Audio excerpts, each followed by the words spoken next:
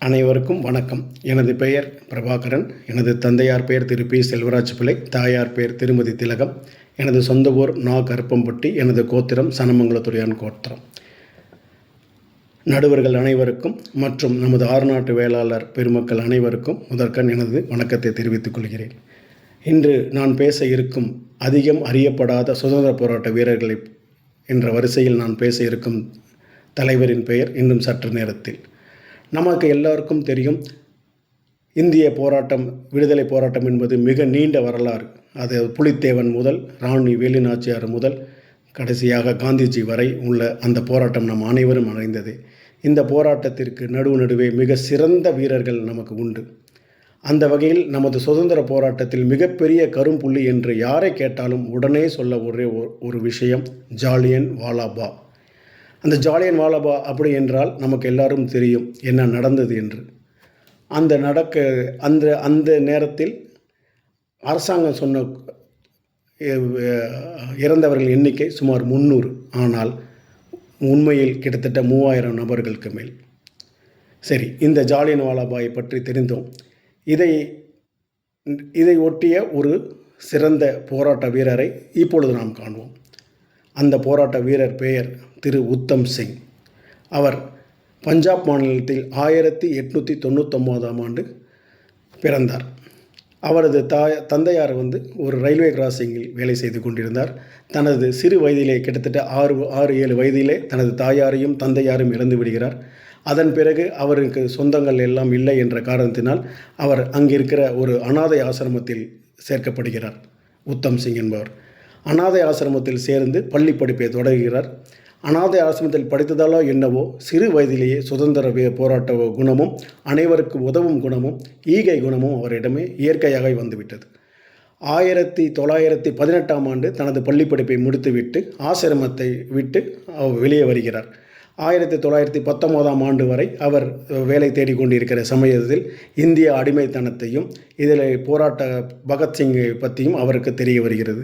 அதன்பால் ஈர்க்கப்பட்டு அவர் எங்கெங்கெல்லாம் சுதந்திர போராட்டங்கள் நடக்கிறதோ அங்கு சென்று சிறு சிறு உதவிகள் செய்வார். அதாவது தண்ணீர் நாம் கொடுக்குறோம் அல்லவா, நீர்மோர் பந்தல், அந்த மாதிரி சாப்பாடு கொடுக்கறது, இந்த மாதிரி விஷயங்களை தனது ஆசிரம நண்பர்களுடன் செய்து வருவார். அப்படி அந்த சமயத்தில் தான் ரவுலட் சட்டம் என்ற மிக கடுமையான ஒரு சட்டத்தை ஆங்கில அரசு கொண்டு வருகிறது. இதை எதிர்த்து மகாத்மா காந்திஜி முதற்கொண்டு அனைத்து தேச தலைவர்களும் இதை எதிர்த்து வந்தனர். அந்த எதிர்ப்பை காட்டும் விதமாக தான் ஜாலியன் வாலாபாய் மைதானத்தில் கிட்டத்தட்ட 20,000 இந்தியர்கள் கூடி இந்த ரவுலட் சட்டத்தை எதிர்த்து போராடி கொண்டிருந்தனர். அந்த இடத்திற்கு தண்ணீர் தருவதற்காக நமது உத்தம் சிங் அவர்களும் அவரது ஆசிரம நண்பர்களும் அனைவருக்கும் தண்ணீர் கொடுத்து கொண்டிருந்தனர். திடீர் என்று பஞ்சாப் கவர்னர் மைக்கேல் ஓ டயரின் உத்தரவின்படி ஜெனரல் ஓ டயர், இங்கே பார்த்தா ரெண்டுமே டயர், அந்த டயர் வருகிறார். தனது படை சகாக்களுடன் உள்ளே வருகிறார். உள்ளே அனைத்து வாயில்களையும் அடைக்க வைத்து விட்டார். தனது ஆங்கிலேய போலீஸ்காரர்களை விட்டு துப்பாக்கியால் கிட்டத்தட்ட 100 போலீஸ்காரர்கள் அங்கே இருந்தார்கள். துப்பாக்கியை எடுக்க சொல்கிறார். எந்தவித முன்னறிவும் இல்லை, எந்தவித மக்களுக்கு கலைந்து செல்லும்படி உத்தரவும் பிறப்பிக்காமல் கண்டவுடன் எதையோ சுடுங்கிற மாதிரி அந்த மனிதனாக நினைக்காமல் அனைவரையும் சுட சொன்னார். கிட்டத்தட்ட 3000 நபர்களுக்கு மேல் அந்த ஜாலியன் வாலாபாயில் படுகொலை செய்யப்பட்டனர். ஆனால் உண்மையில் நமக்கு தெரியப்படுத்தின் 300-400 என்று. அது மட்டுமல்ல, பல பேர் கை கால்கள் இழந்து குத்துயிரும் கொலையுருமாக இருந்து தங்களது உயிரை விட்டனர். ஏனென்றால் இந்த நிகழ்வு நடந்தவுடன் அந்த பஞ்சாப் மாநிலம் முழுக்க ஊரடங்கு உத்தரவு போடப்பட்டது. ஊரடங்கு உத்தரவு போடப்பட்டதனால் தங்களது சொந்தங்களை யாரும் போய் சந்திக்க முடியாமல் 10 நாட்கள் வீட்டிலே அவங்க முடங்கியிருந்தனர். அந்த நேரத்தில் குத்துயுரமாக கொலையுரமாக ஆஸ்பத்திரி எடுத்துட்டு சேர்ந்திருந்தால் உயிர் பிழைத்திருப்பார்கள். அவர்களும் ஒரு கை கால் இழந்து அங்கேயே உயிரை விட்டனர். இப்படிப்பட்ட நிகழ்வை அந்த இடத்தில் தண்ணி கொடுத்து கொண்டிருந்த இந்த சர்தார் உத்தம் சிங் தன் கண்களால் நேரடியாக பார்க்கிறார். பார்த்து மிகவும் மனவேதனைப்படுகிறார். அந்த நேரத்தில் அவருடைய வயது கிட்டத்தட்ட 19 வயது. மிக மனவேதனை அடைகிறார். நேராக அவர் சாமி கும்பிடும் பொற்கோயிலுக்குள் போகிறார். கடவுள் முன்பு வேண்டிக் கொள்கிறார். இந்த ஜாலியன் வாலாபாய் படுகொலையை நடத்திய இந்த ஆங்கிலேயர்களை நான் பழி வாங்குவேன், எனது வாழ்நாளில் நான் பழி வாங்குவேன், இது அந்த சாமிகள் மேல் சத்தியம் என்று அங்கு ஒரு சபதம் ஏற்கிறார். அதை எடுத்துக்கொண்டு அதன் பிறகு அவர் இந்த ஆயுதங்களை வாங்க ஆப்பிரிக்கா செல்கிறார், நைரோபி செல்கிறார், அனைத்து ஊர்களுக்கும் சென்று கொண்டு வருகிறார். இதே நேரத்தில் இந்தியாவில் பகத்சிங் போன்றவர்கள் அகிம்சை வழி நமக்கு சரி வராது, துப்பாக்கி ஒன்றே சரியாக வரும் என்று சுபாஷ் சந்திர போஸ் அவர்கள் போல பகத்சிங் அவர்கள் அந்த நேரத்தில் இருந்ததையும் அவருக்கு மிக மகிழ்ச்சியாக இருந்தது. அந்த நேரத்தில் ஆயுதங்கள் எல்லாம் எங்கே கிடைக்கிறது, அனைவருக்கிட்டும் போய் நம்ம இந்தியா படும் வேதனையை, ஆங்கிலேயர்கள் படுத்தும் கொடுமையை அனைத்து வெளிநாடுகளிலும் சொல்லி வருகிறார். 1923ஆம் ஆண்டு இந்தியா வருகிறார். இந்தியா வரும்போது பகத்சிங்கை சந்திக்கிறார். பகத்சிங் சந்தித்து அந்த நேரத்தில் அவர் கதர் என்ற கட்சியை இயக்கத்தை நடத்தி வருகிறார். அந்த இயக்கமானது புரட்சி செய்யும் இயக்கமாகும். அதில் தன்னை ஈடுபடுத்தி கொண்டு பகத்சிங்கை தலைவராக ஏற்றுக்கொண்டு அவர் என்ன சொல்கிறாரோ அதை செய்தார். அவர் இவருடைய திறமைகளை பார்த்து, படிப்பினை பார்த்து, நீ வெளிநாடு சென்று நமக்கு ஆயுதங்கள் மற்றும் நமது போராட்டத்திற்கு ஒத்துழைப்பை வெளிநாட்டு மக்களிடம் நீ பெற வேண்டும் என்று சொல்லி திரும்பவும் அவரை 1923ஆம் ஆண்டு அனுப்புகிறார். அவர் மற்ற எல்லா நாடுகளும் செல்கிறார். 1924ஆம் ஆண்டு திரும்ப இந்தியா வருகிறார். வரும்பொழுது கிட்டத்தட்ட ஒரு 100க்கு மேற்பட்ட ஆயுதங்களுடன் வருகிறார். இவர் ஆயுதங்களுடன் வருகிறார் என்று தெரிந்தவுடன் ஆங்கில அரசு அந்த நேரத்தில் இவரை கைது செய்து 1924ஆம் ஆண்டு இவரை சிறையில் அடைக்கிறார்கள். சிறையில் அடைத்து கொண்டு அவர் இருக்கின்ற காலத்தில் 1930-31 வாக்கில் பகத்சிங் மற்றும் சுகதேவ் இவர்களை தூக்கிலிடப்படுகின்றனர். தான் அதிகம் விரும்பும் வீரர்களை தூக்கிலிடப்பட்டதை 1931ஆம் ஆண்டு சிறையில் இருந்து மிகவும் கனத்த இதயத்துடன் நமக்கு இந்தியா மிக சிறந்த வீரர்களை இழந்து கொண்டிருக்கிறது, எப்படி நாம் நம்மளுடைய சுதந்திரத்தை பெறப்போகிறோம் என்று மிக வருத்தத்துடன் இருந்த உத்தம் சிங்கை 1931ஆம் ஆண்டு ஆங்கில அரசு விடுதலை செய்கிறது. அந்த விடுதலை செய்ததை ஒழிய அவர் எங்கெங்கெல்லாம் செல்கிறார், என்னென்ன செய்கிறார் என்பதை கண்காணிப்பதற்காக கிட்டத்தட்ட ஒரு பெரும் படையை நியமித்திருந்தது. இந்த படையின் கண்களிலெல்லாம் மண் தூவிவிட்டு இவர் காஷ்மீர் வழியாக சென்று ஆஸ்திரியா, சுவிட்சர்லாந்து சென்று, ஜெர்மன் சென்று, ஆஸ்திரியா வழியாக சென்று 1934ஆம் ஆண்டு லண்டன் அடைகிறார். லண்டன் அடைந்து அங்கே இந்த மைக்கேல் ஓ டயரும் ஜெனரல் டயரும் இருப்பதை அறிந்து கொண்டு லண்டன் சென்று அடைந்து விட்டு இவர்களை பழிவாங்குவதற்காக காலம் பார்த்து கொண்டிருக்கிறார். அந்த நேரத்தில் ஜெனரல் ஓ டயர் இயற்கையாகவே இறந்து விடுகிறார். ஆளுநர் மைக்கேல் ஓ டயர் மட்டும் உயிரோடு இருக்கிறார். அவரை பழிவாங்க வேண்டும் என்று சந்தர்ப்பங்களை தேடிக்கொண்டிருக்கிறார். அந்த நேரத்தில் பல சந்தர்ப்பங்கள் அவருக்கு வாய்த்தது மைக்கேல் ஓ டயரை சுடுவதற்கு. ஆனால் அவர் அதையெல்லாம் செய்யவில்லை. ஏனென்றால் இந்த மைக்கேல் ஓ டயருடைய மரணம் மிகப்பெரிய ஒரு மரணமாக இருக்க வேண்டும், அது நமது விடுதலை போராட்டத்தை ஊக்குவிக்க வேண்டும் என்று அதற்கான சரியான தருணத்தை பார்த்து கொண்டிருந்தார். 1940ஆம் ஆண்டு லண்டனில் மிகப்பெரிய ஒரு அரங்கில் மைக்கேல் ஓ டயர் பேச வருவதாக இருந்தது. அந்த அரங்கிற்கு நமது உத்தம் சிங்கும் கையில் ஒரு துப்பாக்கியை ஒரு புத்தகத்தில் வெட்டி அந்த புத்தகத்தில் மறைத்து அந்த புத்தகத்தை எடுத்து கொண்டு தானும் ஒரு தொப்பியெல்லாம் அணிந்து கொண்டு ஒரு ஆங்கிலேயர் போலவே அந்த வேடம் அணிந்து அந்த ஹாலுக்கு செல்கிறார். அரங்கினுள் அவர் அனுமதிக்கப்படுகிறார். உட்கார்ந்து அந்த மீட்டிங் நடந்து கொண்டிருக்கிறது. அப்பொழுது அந்த மைக்கேல் ஓ டயர் சொல்கிறார், நான் 1919ஆம் ஆண்டு இந்தியாவில் பஞ்சாப் கவர்னராக இருந்தபோது கிட்டத்தட்ட 3000 நபர்களுக்கு மேல் இந்திய நாய்களை நான் சுட்டு கொன்றேன். அந்த நாய்கள் நமக்கெல்லாம் அடிமையாக இருக்க வேண்டியவர்கள். அவர்கள் போராட்டம் என்று வந்தால் அவரை ஒடுக்குவதற்கு இதை தவிர வேறு வழி இல்லை. இன்னும் எத்தனை குண்டு இருந்தாலும் நான் சுட்டு தீர்ந்திருப்பேன். ஆனால் குண்டு தீர்ந்து விட்டது.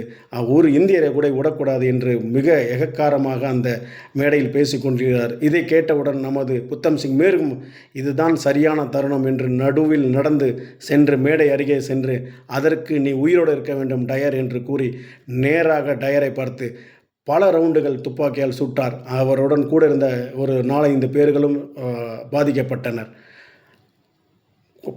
சுட்டவுடன் அவர் எங்கேயுமே தப்பி ஓடவில்லை. அங்கே நெஞ்சுரமிக்க நின்றிருந்தார். அந்த நேரத்தில் 1940ஆம் ஆண்டில் அவரை பிடித்துவிட்டு உன் பெயர் என்ன அப்படி என்று கேட்டார்கள். அந்த நேரத்தில் இந்தியாவில் மிக மிக கஷ்டமான ஒரு விஷயம் நடந்து கொண்டிருந்தது. அது என்ன என்றால் இந்து முஸ்லிம் சீக்கியர் பாகுபாடு இருந்தது. இதை வைத்து ஆங்கிலேயர்கள் நம்மளை பிரித்தாளும் சூழ்ச்சியை நடத்தி கொண்டிருந்தனர். இதற்கு ஒரு சில தலைவர்களும் இசைந்திருந்தனர் 1940ஆம் ஆண்டிலே. அதற்காக உத்தம் சிங் சொன்ன ஒரு பதில் உன் பெயர் என்று கேட்டப்போ அவர் சொன்ன ஒரே பதில் என் பெயர் ராம் முகமது சிங் ஆசாத். ராம் என்றால் ஹிந்து, முகமது என்றால் முஸ்லிம், சிங் என்றால் சீக்கியர், ஆசாத் என்றால் விடுதலை. இந்த 3 பேரும் ஒற்றுமையாக இருந்தால் மட்டுமே நமக்கு விடுதலை கிடைக்கும் என்பதனை எடுத்து கூறி அவ்வளோ பெரிய அரங்கில் சொல்லினார். உடனே ஆங்கிலேய அரசு அவரை கைது செய்தபோது ஒரு சில விஷயங்களை இந்திய பத்திரிகையில் வந்த செய்திகளை நாம் சொல்லியே ஆக வேண்டும். மிக சிறந்த தேசிய தலைவர் கூட உத்தம் சிங் ஒரு மிக சிறந்த பைத்தியக்காரன்.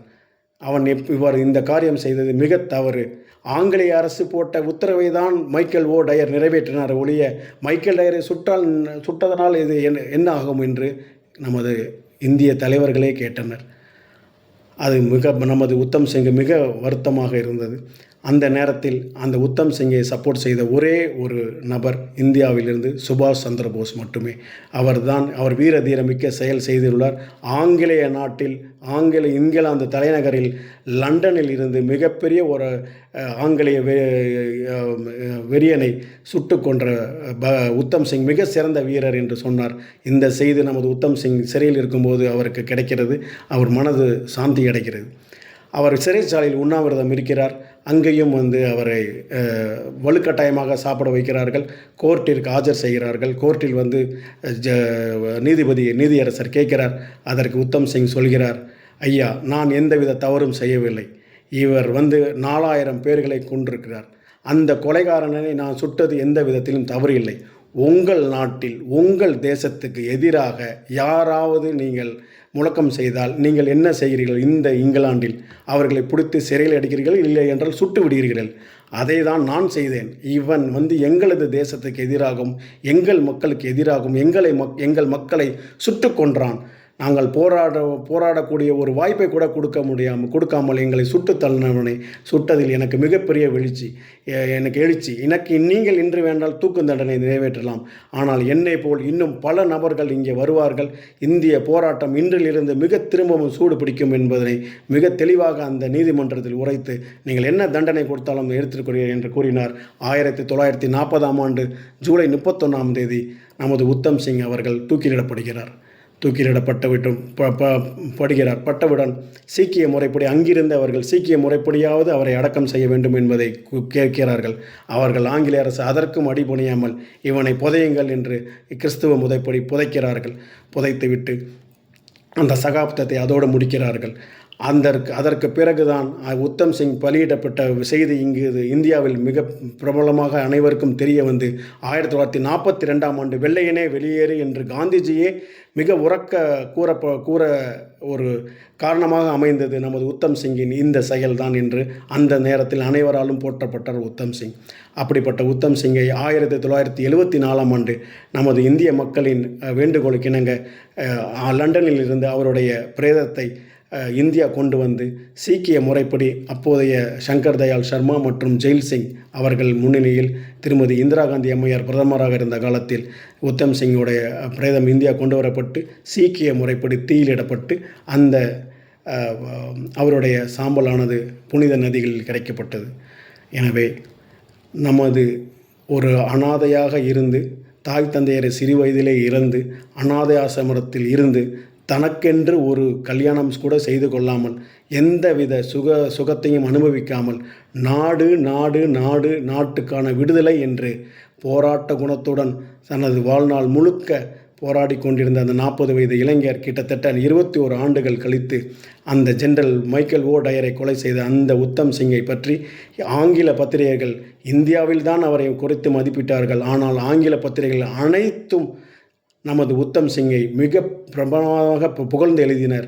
அதிலும் ஜெர்மனி வானொலி ஒரு செய்தி வெளியிட்டது, இந்தியர்கள் சாதாரணவர்கள் இல்லை, அவர்கள் யானையைப் போல எந்த ஒரு விஷயத்தையும் மறக்காமல் இதயத்துள் வைத்து அதை செயல் வடிவம் கொடுத்து வாய்களால் இல்லை துப்பாக்கியால்கள் செய்து முடிப்பார்கள். இந்தியர்கள் மிகச்சிறந்த சுதந்திர போராட்ட வீரர்கள் என்பதில் மாற்று கருத்து இல்லை என்று ஜெர்மன் வானொலி தனது உரையை நமது உத்தம் சிங்கை பற்றி மிகவும் அருமையாக பாராட்டியிருந்தது. அப்படிப்பட்ட உத்தம் சிங்கை நாம் இந்த நேரத்தில் நினைவு கூறுவோம். அப்படிப்பட்ட தியாகிகளால் தான் இன்று நாம் இந்த நாட்டில் சுதந்திரமாக இருக்கிறோம். இந்த நாட்டை நாமும் நமது அடுத்து வரும் தலைமுறையினரும் இதை போல அறியப்படாத சுதந்திர போராட்ட வீரர்களை கூறி நமது தேசிய உணர்வையும் சுதந்திர உணர்வையும் இந்தியர் என்ற தேசப்பற்றியும் நம்முள் விதைத்து நாம் உத்தம் சிங் போல் இல்லாட்டி கூட அவர் அளவில் ஒரு 10% அவரை தினமும் நினைத்து நமது இந்த தாய் நாட்டிற்கு நம்மளால் முடிந்த உதவிகளையும் சேவைகளும் புரிய வேண்டும் என்று கூறி வாய்ப்பளித்த அனைவருக்கும் நன்றி கூறி விடைபெறுகிறேன். ஜெய் ஹிந்த், வந்தே மாதரம்.